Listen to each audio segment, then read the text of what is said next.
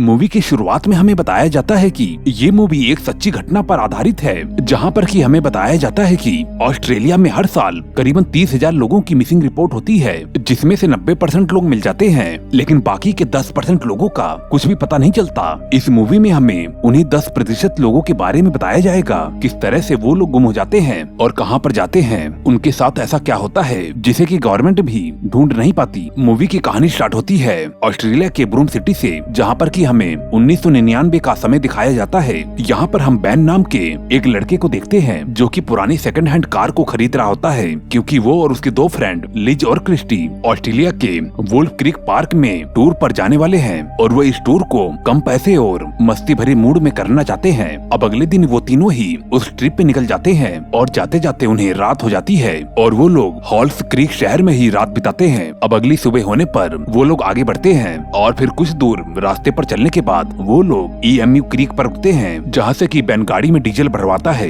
और वीडियो को शूट करने लगता है। क्रिस्टी और लीज वहाँ के पास के होटल में जाती हैं, जहाँ पर कि उन्हें कुछ लोकल लोग घूरते हैं, और तभी वहाँ पर बैन आता है, जिससे वो लोग उन दोनों लड़कियों के बारे में गंदी गंदी बातें बोलते हैं। लेकिन बैन अपने आप को किसी तरह रोकता है, क्योंकि वो जानता है कि वो लोग कितना गिरे हुए हैं, और वो तीनों वहाँ से आगे बढ़ते हैं। काफी देर तक ड्राइव करने के बाद वो लोग अपनी मंजिल यानी कि वुल्फ क्रीक तक पहुँच जाते हैं, जहाँ पर कि उन्हें बहुत ही बड़ा नेशनल पार्क दिखाई देता है, जो कि बहुत ही ज्यादा खूबसूरत होता है। वो लोग वहाँ पर बहुत ही ज्यादा एंजॉय करते हैं। बैन और लिज वहाँ पर एक दूसरे के करीब आते हैं, और अब वो लोग वहाँ से निकलने का सोचते हैं, और तभी क्रिस्टी देखती है कि उसकी घड़ी 6:30 पर रुक गई है, और यही नहीं, उन तीनों की घड़ी भी बंद हो चुकी है, और उन लोगों को ये बात बिल्कुल भी अजीब नहीं लगती, और अब वो लोग वहाँ से जाने लगते हैं। लेकिन अब वो लोग देखते हैं कि कार भी स्टार्ट नहीं हो रही है। लिज कार को स्टार्ट करने की बहुत ही ज्यादा कोशिश करती है, लेकिन उनकी कार स्टार्ट नहीं होती। अब शाम भी होने लगती है, लेकिन उनके पास वहाँ पर रुकने के अलावा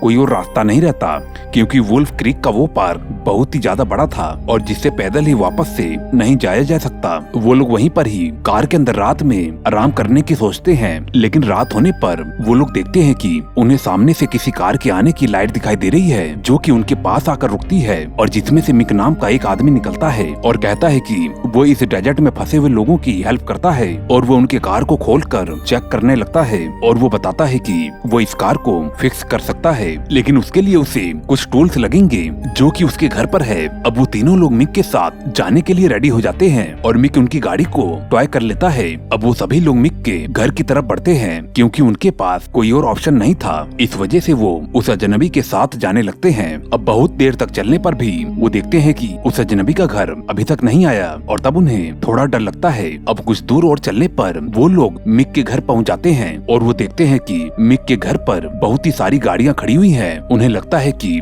शायद मिक एक मैकेनिक है। अब कुछ देर बाद वो लोग मिक के साथ बैठते हैं, जहाँ पर कि मिक सभी को ड्रिंक ऑफर करता है, और उन्हें अपना बैकग्राउंड बताता है, जहाँ पर वो अपने लाइफ के पास्ट को एक फनी वे में बताता है। और इन्हीं बातचीत के दौरान मिक उनके साथ अपने सीक्रेट को भी शेयर करता है, जो कि काफी चौंकाने वाले होते हैं। लेकिन लिज और उनके साथियों को लगता है कि ये सब बातें ये नशे में कर रहा है, इस वजह से वो लोग उसे सीरियस नहीं लेते हैं, और बैन भी उससे मजाक करने की कोशिश करता है, लेकिन मिक उसे अजीब तरह से घूरने लगता है, और बैन उससे पूछता है कि अब वो क्या करता है, तो फिर वो बताता है कि वो वुल्फ क्रीक पर आए हुए टूरिस्ट को खत्म कर देता है। अब इसके कुछ देर बाद वो तीनों लोग बेहोश हो जाते हैं, क्योंकि मिग ने उन तीनों के ड्रिंक में बेहोशी की दवाई मिलाई थी। आगे हम देखते हैं कि लिज को होश आ जाता है, तो फिर वो एक कमरे में अपने आप को बंधा हुआ पाती है, और उसे अपने साथी भी वहाँ पर नजर नहीं आते, जिस वजह से वो बहुत ही बुरी तरह से डर जाती है। वो देखती है कि उस जगह पर कोई कबाड़ खाना है, और जहाँ पर उनकी सभी चीजें बिखरी पड़ी हुई हैं। तब वो घबरा जाती है और हेल्प के लिए चिल्लाने लगती है, लेकिन उसे कोई भी नजर नहीं आता, और तब वो थक हार कर वापस से बेहोश हो जाती है। अब शाम हो जाती है, तो लिज अपने आप को छुड़ाने के लिए आसपास कोई चीज ढूंढती है, जिससे कि वो अपने हाथों को खोल सके, और उसे एक कांच का टुकड़ा मिलता है, जिससे कि वो अपने आप को छुड़ा लेती है। और बाहर आकर वो देखती है कि मिग ने उनके कार के सभी पार्ट्स को खोलकर बिखेर दिया है, और उनकी कार को पूरी तरह से डिस्ट्रॉय कर दिया है। और वो उस कार के पास पड़े हुए कपड़े के ऊपर खून भी देखती है, जिससे कि वो काफी ज्यादा डर जाती है, और वहाँ से भागने की कोशिश करती है। लेकिन जाते समय उन्हें क्रिस्टी की चिल्लाने की आवाज सुनाई देती है, और वो देखती है कि मिग उसे बहुत ही बेरहमी से मार रहा है, और क्रिस्टी की बॉडी के हर एक पार्ट्स को नोच रहा है। लेकिन लिज क्रिस्टी को बचाने के लिए वहीं पर बाहर खड़ी हुई एक कार को आग लगा देती है, जिसमें से एक ब्लास्ट होता है, और मिग का ध्यान भटक जाता है, और वो बाहर देखने आता है कि ये ब्लास्ट कैसे हुआ। इसी बीच लिज मौके का फायदा उठाकर उस शेड में जाती है जहाँ पर कि क्रिस्टी को मिग ने बांध कर रखा हुआ था। उसे वहाँ पर और भी कुछ लाशें मिलती हैं जिन्हें कि मिग ने बहुत ही बेरहमी से मार दिया था और वो क्रिस्टी को छुड़ाने की कोशिश करती है, लेकिन तभी मिग को वहाँ पर आता हुआ देखकर लिज वहीं पर छिप जाती है और मिग फिर से क्रिस्टी को टॉर्चर करने लगता है। लेकिन इस बार लिज मौका पाकर लिज के राइफल को उठा लेती है और मिग के ऊपर तान देती है और मौका पाकर वहाँ से भागने की कोशिश करती है, लेकिन मिग उसे इतनी आसानी से वहाँ से जाने नहीं देना चाहता था और वो आगे बढ़ने की कोशिश करता है, लेकिन लिज उसे शूट कर देती है जिससे वो घायल हो जाता है। और इसी समय ही वो लोग वहाँ से भागकर मिगी के गाड़ी में बैठ जाते हैं, जहाँ पर लिज को मालूम चलता है कि उस कार की तो मिगी के पास ही है। और तब लिज क्रिस्टी को घायल ही गाड़ी के अंदर छोड़कर वापस से वहीं पर ही अंदर जाती है जहाँ पर मिग बेहोश पड़ा हुआ है। वो मिगी के पॉकेट से की को लेकर आती है और कार को स्टार्ट करके वहाँ से जाने लगती है, लेकिन तभी मिग भी उनके सामने आ जाता है जिसके हाथ में राइफल होती है और मिग उन दोनों पर ही अंधाधुन ही फायरिंग करने लगता है। लेकिन लिज उस कार से मिग को कुचलने का सोचती है और कार को उसी शेड के अंदर घुसा देती है, लेकिन मिग बच जाता है और लिज कार को रिवर्स लेके वहाँ से भाग जाती है। लेकिन मिग भी दूसरी कार से उनका पीछा करता है, लेकिन कुछ दूर चलने के बाद वो लोग एक खाई के पास पहुँच जाते हैं। अब किसी तरह से ब्रेक लगाकर लिज कार को खाई में गिरने से बचा लेती है। कार से उतरकर वो दोनों कार को खाई में फेंक देते हैं जिससे कि मिग को लगे कि वो दोनों खाई में गिर गए हैं। मिग को उनकी कार खाई में नजर आती है, लेकिन मिग भी बहुत ही ज्यादा शातिर था और खुद ही उस खाई के अंदर उन दोनों को खोजने लगता है, लेकिन उसे वो दोनों नहीं मिलती। और इसी बीच वो दोनों मिग की दूसरी कार को वहाँ से ले जाने के लिए कार में बैठते हैं, लेकिन इस बार भी उस कार के अंदर चाबी नहीं थी। और तब लिज वापस से उसी के घर जाकर एक कार को लाने का फैसला करती है। अब लिज वापस से मिग के घर पर पहुँचती है, क्रिस्टी को वहीं पर ही बाहर ही छोड़कर वो घर के अंदर जाती है और लिज क्रिस्टी को कहती है कि अगर वो 10 मिनट में वापस नहीं आई तो फिर वो वहाँ से भाग जाए। अब अंदर आने पर लिज को वुल्फ क्रीक पर आए हुए बहुत ही सारे टूरिस्ट का सामान मिलता है और जिसमें उसे किसी ट्रेवलर का एक कैमरा भी मिलता है, जिससे कि उसे मालूम चलता है कि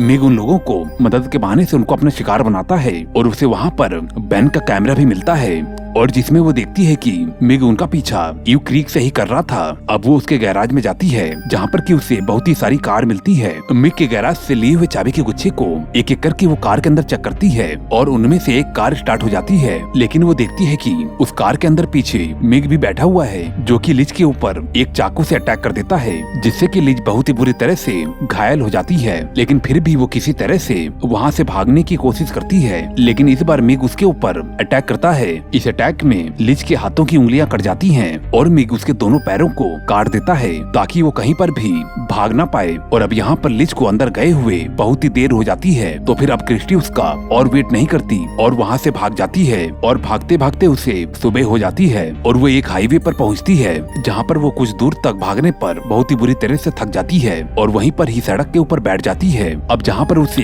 एक कार आती हुई नजर आती है जिसे कि एक बूढ़ा आदमी चला रहा था। वो आदमी कार को रोककर क्रिस्टी की मदद करता है और क्रिस्टी की ऐसी हालत को देखकर वो उसे कार में बैठा लेता है। उसे पानी पिलाने के लिए वो अपनी डिक्की को खोलता है और तभी उसे दूर से मिग उसे गोली मार देता है, जिससे कि उस बूढ़े आदमी की भी मौत हो जाती है। अब क्रिस्टी उस आदमी को मरा हुआ देखकर और भी ज्यादा डर जाती है और घबराकर कार के अंदर बैठकर भागने लगती है, लेकिन वो देखती है कि कार के अंदर चाबी नहीं है और कार की चाबी तो उस बुढ़े आदमी के पास थी और जो कि कार की डिक्की से क्रिस्टी के लिए पानी निकाल रहा था। क्रिस्टी किसी तरह से की को लेकर उस कार के अंदर बैठने लगती है, लेकिन मिग अभी भी उसका पीछा कर रहा था और वो अपनी कार को क्रिस्टी के साइड में ले आता है, लेकिन क्रिस्टी उसकी कार को हिट कर देती है जिससे कि उसकी कार सड़क से उतर जाती है। अब क्रिस्टी को लगता है कि वो बड़ी आसानी से शहर की ओर भाग जाएगी और वो सुकून की सांस लेती है, लेकिन हम तभी देखते हैं कि मिग क्रिस्टी की कार को अपनी गन से शूट करके उसके टायर को पंचर कर देता है, जिससे कि क्रिस्टी की कार अनबैलेंस होकर बहुत ही बुरी तरह से पलट जाती है और क्रिस्टी कार से उतरकर भागने लगती है। और तभी मिग वहाँ पर आकर क्रिस्टी को गन से शूट करके